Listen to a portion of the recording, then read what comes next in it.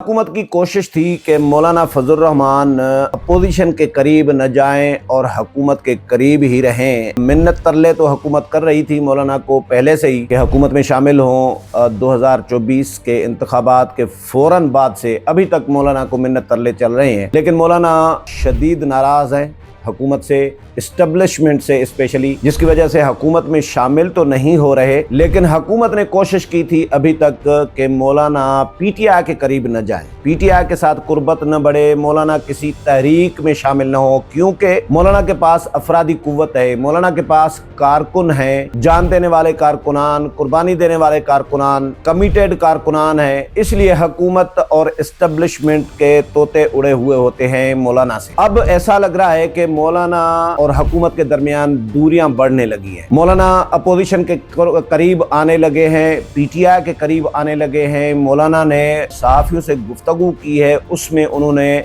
बरमला इजहार किया है इस बात का, अब हमारे हौसले जवाब दे चुके हैं। तो इसका मतलब है कि इनफ इज इनफ।